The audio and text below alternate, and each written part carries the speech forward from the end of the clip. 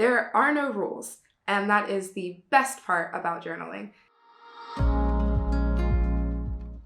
In this video, we're going to be setting up my bullet journal for the new year. So I have a fresh notebook, absolutely nothing in it, and I'm gonna set myself up for success. This is something that I do at the beginning of every year, and I try to do at the beginning of every month, but especially at every year. It's the place where I can get intentional about my goals, what it is I want to accomplish, what do I want to feel and cultivate for myself throughout this year. And so we're gonna do that together and have a little chat. I encourage you, if you're using this video as research or if you are following along, grab a blank journal for yourself. And let's get started on setting our intentions for the new year and cultivating growth, I suppose. I attribute a lot of what I've been able to accomplish in my life to regular journaling and just that relationship that I built up with myself. And so, couldn't live without it, wouldn't want to, and I'm excited to get started in a fresh journal. I'd like to say the coolest thing I think journaling has to offer people and the world is that it is anything you want it to be. There is no right or wrong way to maintain a journal. It could be a bunch of chicken scratch notes and it will serve you, or something that is beautiful and aesthetic and you see it on Pinterest and it will serve you as well. Honestly, any way you use your journal is a way that will serve you and that you'll find beneficial down the line. I've been bullet journaling for about 6 years now, so my style, while it constantly evolves, I have a pretty solid foundation about what I like, and I'm going to share that with you guys, but really just do whatever feels fun to you, and it can evolve as you evolve. The benefits of starting with a blank notebook as opposed to a planner is that you're not set to a particular structure. There's no right or wrong way to keep filling out the journal. You just fill out the journal. And so if you try something one week, you're measuring maybe your habits, you're measuring how many times you work out. And if that's just a lot for you, you don't have to continue and to take that into the next week. If you start out with nice boxes and grids and it turns out that that doesn't actually serve you, you would rather just jot down and, with like a lined notebook, you can do that as well. There are no rules, and that is the best part about journaling. It can be whatever you want it to be, whenever you want it to be. So, yes, I'm gonna get started. I'm actually going to take a look at some of my past journals to see how I've started those. This is one of the cool parts about having journaled for so long. I can look into the past and look at what served me and what I want to carry with me into the next year. If you do not already have journals that you can look back into, look on Pinterest, Google it, YouTube it, bullet journaling practices or bullet journaling ideas, or even just journaling ideas. See what people are writing down and recording about themselves. I know people who journal, after they meditate and they just record the thoughts that they had. I know people who journal and it's all book notes and what they're learning from the books that they're reading, or just how their relationships are going. Like I said earlier, there's no right or wrong way to journal. There's just your journal. So it's whatever you want it to be. Here's a good example of something that did not work for me in the past. I experimented with doing a sort of calendar layout to track my personal and academic milestones or goals or dates. And as you can see, I barely used it. It's not something that worked for me. And so I'm not gonna take it with me into the next year. I'm just gonna let it go.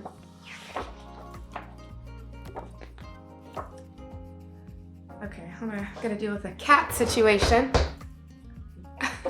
Princess, say hi. I do think it's really important to create a safe and welcoming space for yourself, no matter where you create it, whether that's a journal or a room in your house or 10 minutes that you take for yourself before you do anything else in the morning. It's crucial to just have a space where you can be yourself and love yourself and understand yourself and accept yourself and be mindful about life. My journaling practice allows me to digest everything that, I'm feeling and everything that's going on in the world and kind of take a step back, see it objectively in a sense, and then decide how I want to respond to a particular situation. And so that has been super helpful in my life because I have become a little more mindful about my life and my relationships and my goals, and I've learned to take a step back before I kind of go forward and really decide, become intentional about the story I am telling myself and then the story that I tell the world around me. And I don't know where I would be without that practice. And I get better at it every day. It's not something that I'm perfect at by any means, but it's something that I am working on. And, even going through my older journals, it's really cool to see myself grow. And that really kind of gives me a sense of accomplishment and of pride and of just, love for myself and how far I've come. Okay, so there are a million ways to start off a fresh journal. I have chosen to start this one off with a reflection. So this is something that I have liked to track in the past on a monthly basis. And so it's broken down into 3 categories. Category 1, I like. What did I like about the past, certain period of time? In this case, I'm going to do a year. So what did I like about last year? I wish. In regards to last year, what do I wish was different? What do I wish I had done different? What do I wish had been different? And then the last category, I wonder. So what do I wonder about the future, the next year? If I am dreaming as big as I can, what would the dream be? I have learned to be very mindful about what I'm pursuing and why I'm pursuing it. And something like this, one sheet of what did I like about the past year or the past month or even the past week, what do I wish was different and what is my dream moving forward? Something like this keeps me accountable with myself. It keeps me authentic to who I am. And so that's how I'm choosing to start this particular journal. And I'm going to start that.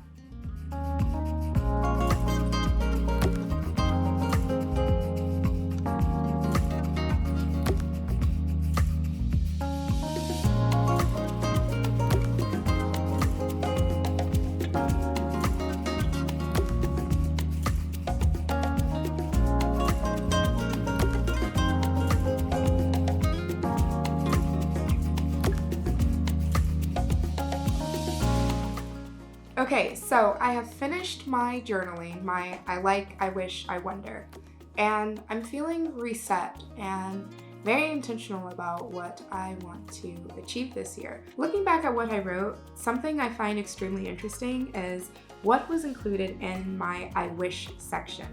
Going through it, I realized that I wish I had been a little more true to myself in the past year. The things that I wish I would have done are things that I'm doing now. I just kind of wish I would have done them sooner. And I want to take that reflection and that understanding of almost what I want to do with my life, or at least what I want to do with my life right now, and just embrace it in this upcoming year.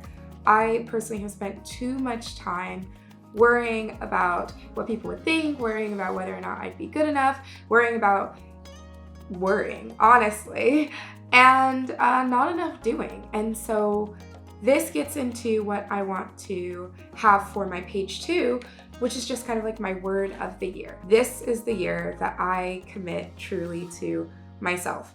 It's the year that I am prioritizing what it is that I want to be doing and the things that are going to bring me the most joy, the things that are going to serve me the most. That's what I'm committing to, and that is why my word is commit. No, I don't think it's all that important to have a word of the year. I have decided to, just because I like the idea of having something to return to, having almost like a mantra to inspire me to keep going, in times when maybe I don't feel like it or maybe it's getting a little difficult. But it's absolutely not necessary. Like we've been discussing, you are going to set your journal up however you want to and experiment. So I am just making myself a little border here with some washi tape. I just made a nice little border. I'm going to do my word of the year. For me, that word is commit. And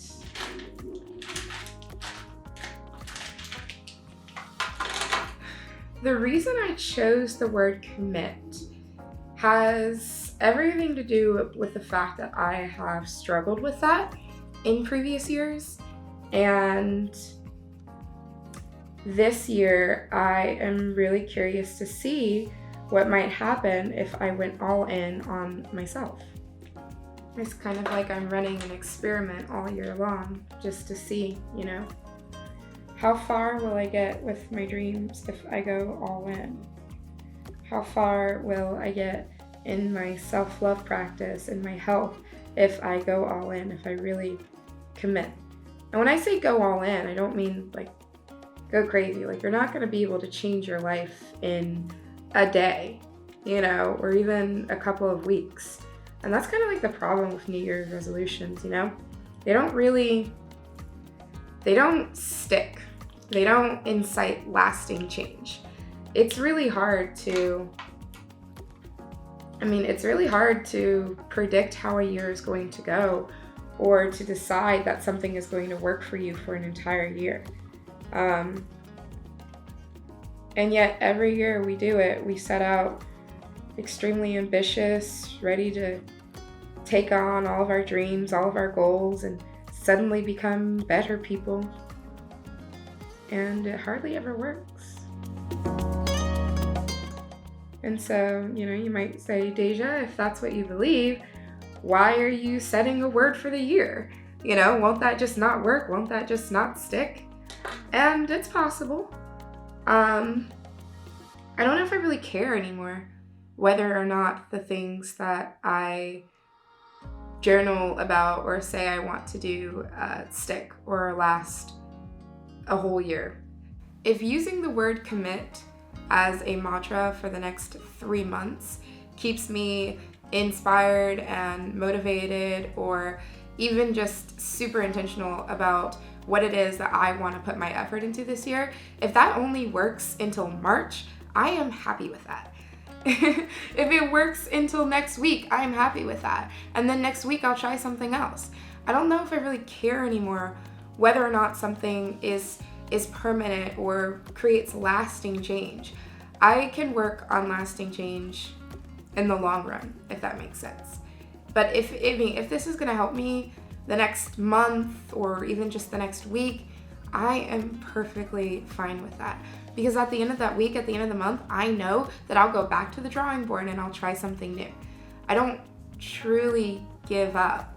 I don't know, chase inspiration. Like something I tell all my friends, like take motivation wherever motivation comes. If something is currently inspiring you, go for it, right? If watching a certain video in the morning or listening to the same song 5 times over again inspires you, go for it. And listen to that song as many times as you need to, as many times as it is going to work for you. And then when it stops working for you, find something else. Maybe, I don't know, hot take or whatever, but that's kind of how I've learned to live my life. And it's working out for me, honestly. Back when I used to want something that was going to be the end all be all, the one perfect mantra or the one perfect intention or journaling system or habit that is going to take me to success for my entire year, I would just fail time and time and time again. Nothing stuck, nothing worked. And I don't think it's because I wasn't trying hard enough, but because I was looking for something that was going to last my entire life, not taking into account that situations change, things change, people evolve.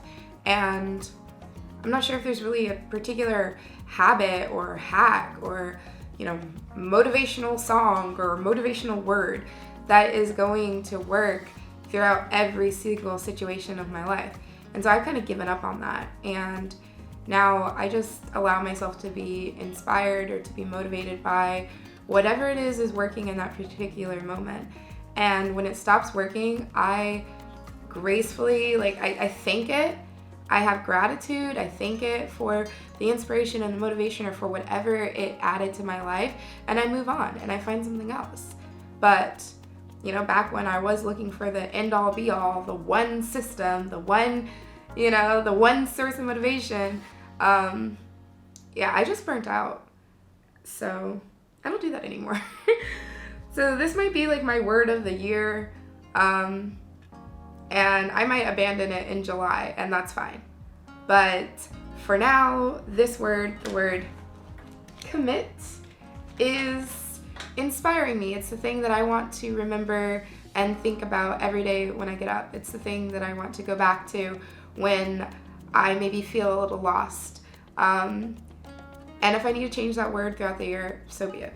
Honestly, it's not that important. But it's fun. So I'm just gonna call this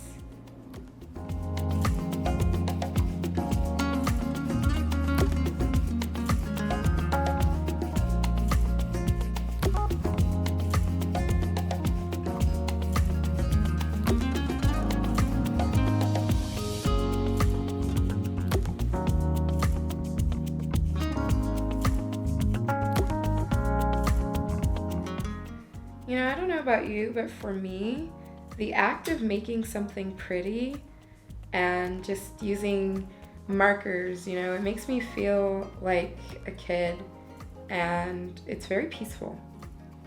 And it's kind of I think it's the same reason why people gravitate towards things like adult coloring books.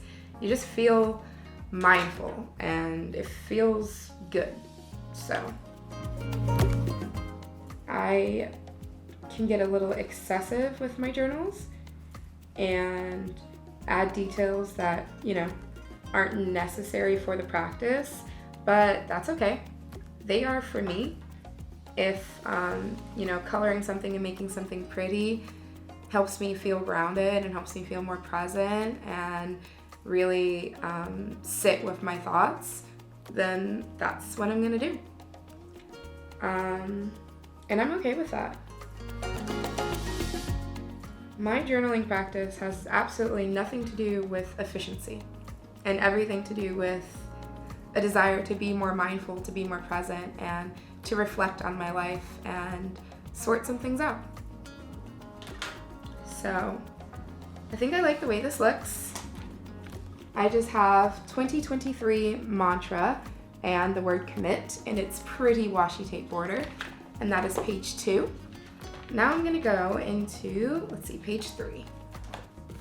What do I want to do for page 3? All right, so literally taking a page from the reflection that I started this journal out with, my I like, I wish, I wonder, I am going to pull from my I like and I wonder sections to create my vision board, in a sense, for the new year. So what I found as I was journaling is that I wonder, right? As if I'm dreaming as big as I can, what would I love to happen this year? What would be my wildest dream? I'm going to take those things and move them to their own section and title it, vision board, or my wildest dream for this year is, and just kind of journal, write about those things. I'm also going to leave space for things to be added throughout the year. And that's something I do in every single journal I have. And I love that I do this, right? Things change, you evolve. And as time goes on, I think it's important to make space for that evolution. And so I always leave some empty space when I'm creating a vision board or, a dream board for the new year, so that I can go in and add new dreams as I dream them up. And so that's something that I do every single year and absolutely love that I do. Of course, you can skip this step if you want. It's your journal, so do whatever it is you'd like. But I am going to make a vision board. I'm gonna use some more washi tape because it's easy and it's pretty. I will say though, when I first started journaling, I was very careful to I was very intentional about how much I was going to invest in my bullet journal. I forced myself to use all the markers and pens and anything I already owned for, I think, the first 6 months or so. And as I kept up the practice, I rewarded myself by investing in more stationery. And that was a cool way to get started, looking back on it, because I had to build up the habit of journaling regularly. It wasn't something that I did before I started bullet journaling, and there were times when, I didn't bullet journal. Sometimes I'd go a whole month without bullet journaling. But I learned to invest in the practice. I learned to rely on it. And so, throughout the past 6 years, I've always gone back to it. But that's because it's a habit, and before I had that habit, I had to build it up. And one of the ways I did that was by, rewarding myself with new stationery after, a month of journaling, 2 months of journaling. I mean, my very first bullet journal was, I think, some old notebook that I got for free at an event. And, it wasn't a dotted notebook, which I have come to love. It was just spiral bound, super cheap paper. And I made that work for about a whole month. And at the end of the month, I was like, okay, I have stuck with this for a whole month. I now feel like I can go and invest in a dotted notebook. And so then I got my very first dotted notebook ever. And if you don't know what a dotted notebook is, it's like dot grid. I don't even know if you can see it. But and so then I got my very first dotted notebook, and I started upgrading my pens and my markers and all that fun stuff. But I started out really small. You can start out with a spiral bound notebook if you'd like, right? Like the 25-cent kind from Walmart. It's perfectly fine. There's no right way to bullet journal, and just like there's no right way to journal. It's a practice that's completely for you. So I've learned to do what I feel best doing. I've learned to do what brings me joy when it comes to journaling. And I encourage you to do the same. It could just be a pen and paper, and that's it. At the end of the day, it always is a pen and paper.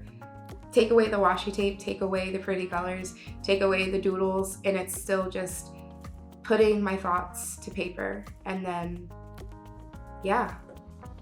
So, I don't know if that helps. If you're new to bullet journaling or anything like that,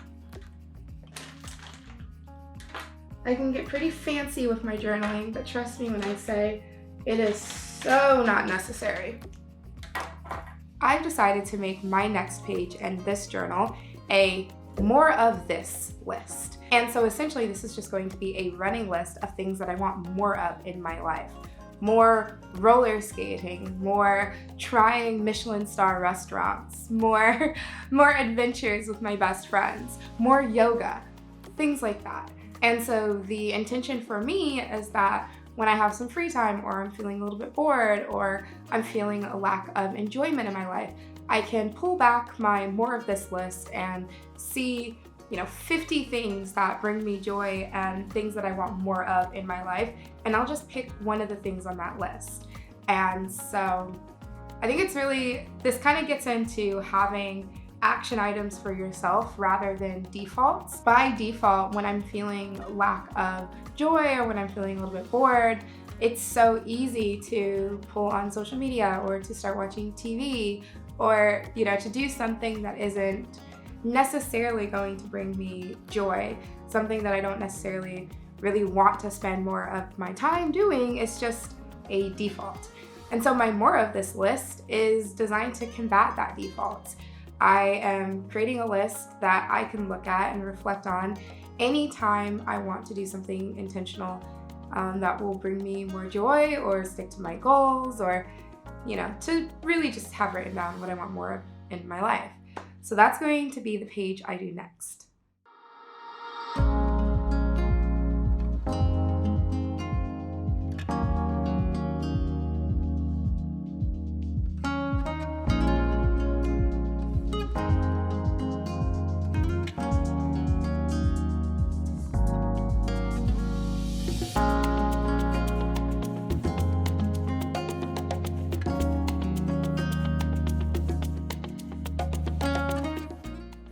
personally find washi tape such a fun and easy way to decorate.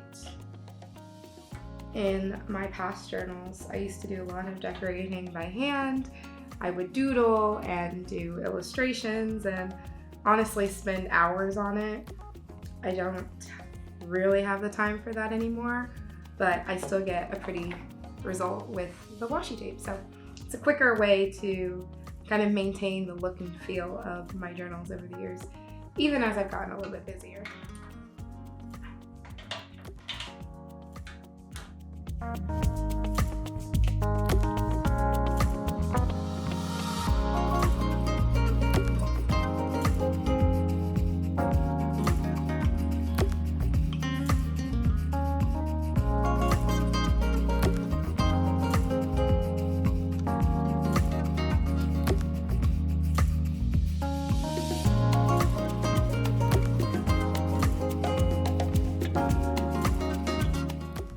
If you do want your journal to look somewhat aesthetic, not only is washi tape a great option, but so is writing in cursive.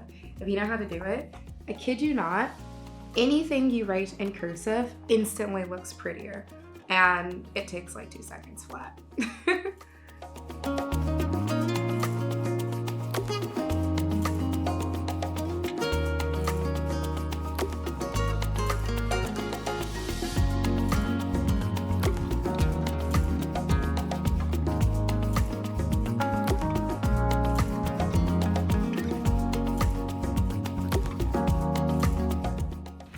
Page 1 was my reset, aka checking in with myself with the I like, I wish, I wonder.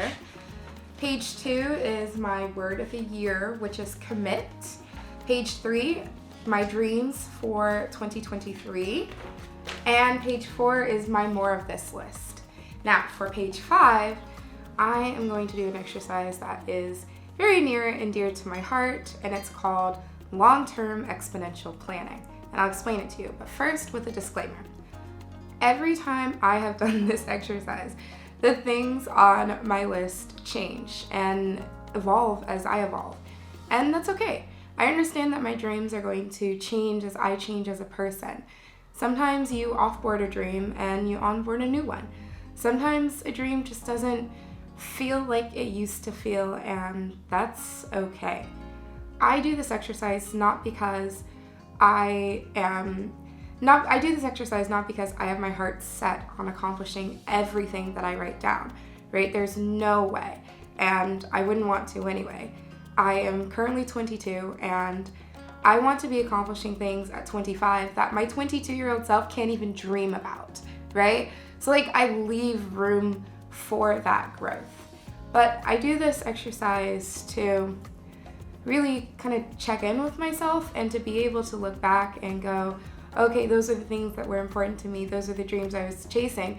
And at least until I dream a new dream, I know what I'm going after. And so it's been a pretty cool roadmap to follow for the past couple of years. And I'm going to take this exercise with me into this year. And so the exercise is called long-term exponential planning. And it is broken into 3 categories: short-term, medium-term, and long-term. And so your short-term column is going to be anywhere between now and 2 years. Medium-term, 3 years to 5 years, and long-term, 5 years to 7 years. And in each column, you put the things you want to have accomplished by those points in your life. And so for me, right, 1 to 2 years from now, I will be, 22, 23, and having turned 24. So what do I want to do with my life? What do I think I want to do with my life between now and then? Similarly, okay, when I am 25 and 26, what do I want my life to look like? Are there milestones I will have wanted to accomplish by these points? And then, 27 and 28, my long term. And I mean, it's really cool. As a 22-year-old, I do not think about being 28 very often and what I might like my life to look like at that point. But this exercise is a cool way of forcing me to think about the future very tactically. And by no no means is this a strict roadmap or strict plan, and if I don't check off everything that I write on these lists at those points in my life, then, I'm a failure. Like, no, absolutely not. It's just a way to guide your present self, if that makes sense, right? So if I have a goal, if I look into the future and I go, okay, at 28, I would no longer like to be renting. I would like to have purchased a house by now. If that's in my long-term column, then I know that between the short term and the medium term, I need to be saving money. I need to be talking to mortgage brokers. Maybe I start now, maybe the goal I put in my present term column is, okay, talk to all of my friends and family who have purchased a house before. See what that process looks like. Where should I start? And working myself back from there. And that's just one example. If you're 16 years old and by the time you're 23, you want to be graduating college, well, you might want to talk to some college grads or Google it and or talk to your teachers and your professors. Like, what do I need to be doing now if this is my goal in the long term? And when I learned this exercise, the way that it was taught to me is to think of your life and think of the columns almost like percentages. About 70%-ish of your life is going to be spent about 70-ish% of your life is going to be spent doing things in the short term, right? Things that are immediate, happening between now and 2 years from now. We spend most of our lives doing those things. But you can't spend all of your life doing those things. If I am only living for the present, then when I get to be 28, I'm not going to have the money saved up to have purchased a house, right? Because I wouldn't have thought about it. I wouldn't have prepared for the future. So I wouldn't have the things that I need to have or have done the things I would have needed to do in order to realize that dream. But if I spend even just 5% of my time right now or 15% of my time thinking about the future, planting seeds, investing, by the time I do reach that point in my life, by the time I am 28, the seeds I would have planted at 22 will be ready to harvest, right? I would have thought about what I wanted my life to look like ahead of time, and hopefully, you can't spend every single day living for the future, but hopefully I would have done a couple of things, planted a couple of seeds when I was younger, so that I am taken care of, or I have the foundation that I need to take action on those dreams in the future. So in this case, with the buying a house example, I might need to be putting away $100 a month so that I can get a mortgage when I'm 27 or 28. It's pretty simple. I'm not going to spend every single day of my life between now and then thinking about, oh my goodness, I gotta buy a house, I gotta do this. Like, that's no way to live. But if I want exponential, and this is where the term comes from, if I want exponential results in my life, then I'm going to have to do things in part that will compound over time. Just like investing in anything, really. If I invest in myself now, by the time I get to the future, by the time my present is me being, 27 and 28, I will be reaping the investment that I put in when I was younger.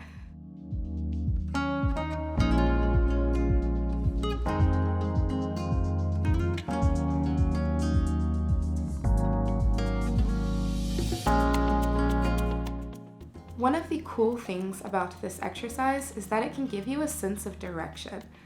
Even though, your dreams and the way you want your life to look is perfectly subject to change, and that's great, it is cool to know that if, this is my goal, here are the things I should be doing today, or the things I need to be doing today in order for, that to actually happen in the future. I find a lot of peace and solace in that, although I will say there have been times in my life where I've gone to do this exercise and I wasn't really sure what to put in the future categories, right? Like, I kind of understood what I wanted my life to look like now, but I really couldn't think past a year or two, let alone like 5. And that's okay too. You know, if you have blank space in a particular category, I think that's perfectly fine. I don't think you need to have the answers. I think there's a lot of beauty in not having the answers. I used to be obsessed with knowing what I wanted to do with my life and what each phase of my life would look like. And I have found the most joy in not following that plan at all. Because, you know, my younger self, she just couldn't predict what I would go through and how I would change and evolve as a person.